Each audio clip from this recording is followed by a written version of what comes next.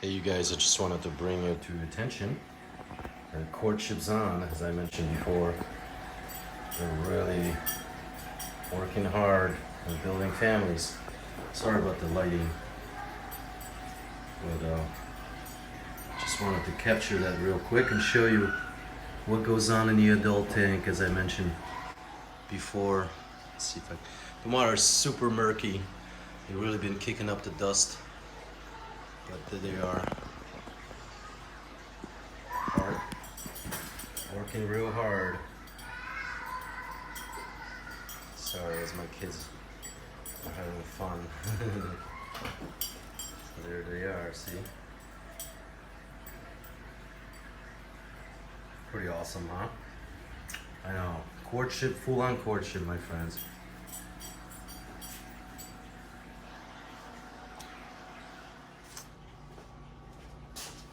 What's up, my friends? Yep, it's the day.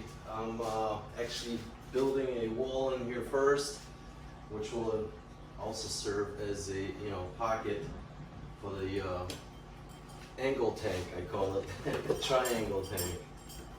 Anyway, I got my helpers. I got my safety Crocs on, so we're all good. Safety T-shirt, and I'm cracking at this. So far, I disassembled everything I could on that side, clean it out. Now I gotta fix a major pipe right here, leakage that's been buckling my floor. So I'll address that as I'm building the wall here. I'm gonna lift the floor, or at least part of it, and then get this fish tanks out of here, moved out, so we can set the structure in there more or less. Start putting together the skeleton of the basin and everything else that's gonna come up. I do have some questions. If anybody has a suggestion on how to safely disassemble a fish tank, it's the brace that I'm particularly not fond of fighting, with the knives or whatever. If there's any way, I don't really need to save the brace. I could cut it up, but I don't want to injure the tank. One way or another, if there's any quick advice, drop it down in the comments below. I'm definitely going to have to disassemble the tank. I'm looking for somewhat of a quick way of doing it without breaking my back again. Anyway, there it is, my friends. We are in the midst of sending up the giant Piranha tank. Not sure exactly, but somewhere between 1,000+ gallons. The adults are doing fine after this heavy feeding the other day.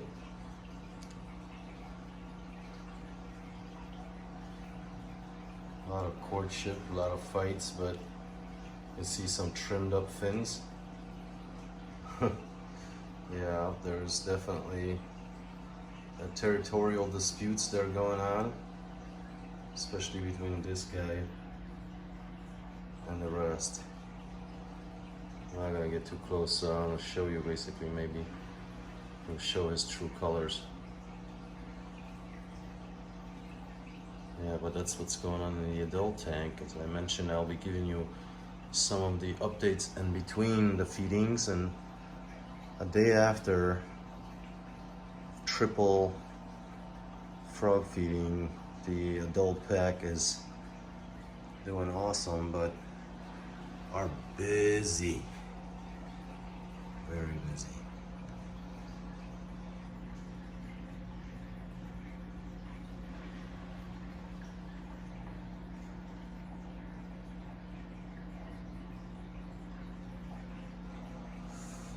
Pretty cool close-up, I gotta say.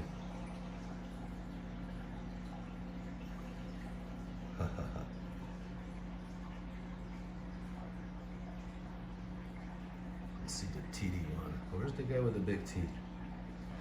Of course, I missed him. Oh, maybe it's this guy, huh? Oh no, it's this little guy actually. Oh, there he is. There he is. Look at his teeth on this guy.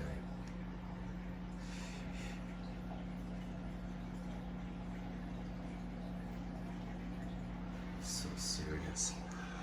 All right. Alright, so there it is, my friends. As I was saying, there's a lot going on in here, and before you can do anything, usually before you make an omelet, you have to break an egg. Mentioned it before, same in the real life. You know, I can't just jump into action. Sorry, I can't just jump into action and get building where there's other things that have, you know, kind of have to take precedence, like fixing or preparing this wall. I know the lighting here kind of escapes me, but that's how my cave is. It's kind of dark here. I had an additional light, but I removed it. Perhaps I should bring it back. Anyway, for the sole purposes of explaining what's going on, I removed all this weird piping out of here and prepped this for building a wall. While I removed it to look, I noticed all this buckling here, which I thought was from the busted tank, which happened a while back, as well as another busted tank, which was a reseal. Actually, the seal gave out. Anywho, I made a whole video about that as well. So twice over, we flooded this basement with a little over 400 gallons of water. No, it wasn't so. It's actually from this drain pipe, which is from the roof. You know, during storm and whatnot, there's a lot of water coming down this way, and there's a leak in one of this old piping, which we just discovered. So another project, yet another project. Doesn't seem too serious. I should be able to tackle that in a day or so. But meanwhile, you know, we could be doing more. I'm going to move the tanks out of the way, hopefully today, with a little help. Since I'm not going to fish the fish out, I'm just going to drain the water as low as possible and move the tanks and settle back in. That way, you know, there's not going to be too much anxiety and commotion with everything. Yet I'm going to have to take down the decor and so forth. So it's going to be a miserable time for the Kariba for probably a couple of weeks before I finish this and I can test it, whether it holds water and so forth.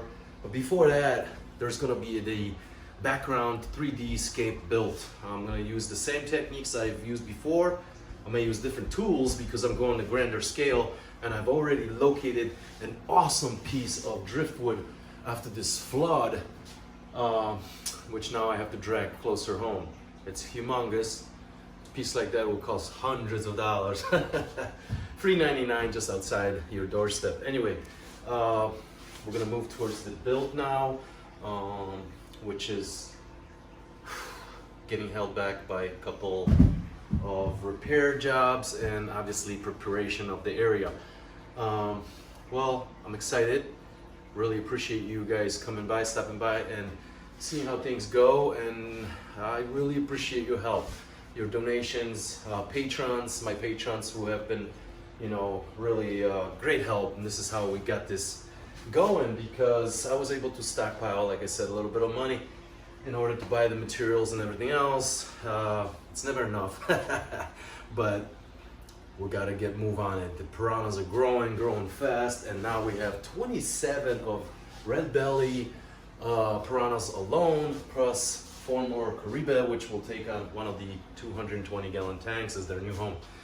Having said that, I've been contemplating, since one of the tanks is going to be wide open, on a new species. I'm not sure what we're gonna go with, whether it's going to be a single species, you know, like one of those piranhas that just simply does not get along in a big pack, and they are actually usually kept alone, or some other type of species. But I really enjoy the piranhas. I'm gonna stick with the piranhas. It's just for all intensive purposes, obviously a perfect, for me at least, a perfect cohabitant of what we're doing here, how we harvest our, you know, surroundings and everything else.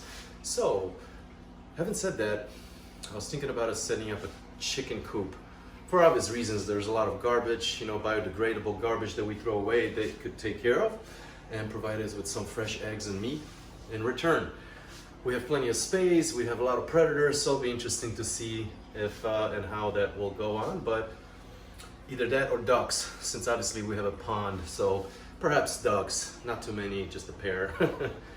We'll see how it goes. Our adventures here will definitely be expanding, and I definitely welcome you to join us If you are new here, my name is Marek. Everyone calls me Bear or Bearski, and this is my channel, my cave, sort of our adventure that I'd like to share with everyone, how you can coexist peacefully and respectively with your surroundings, nature in particular, or learning and guiding yourself by the nature's design. I'll see you on the next one, my friends.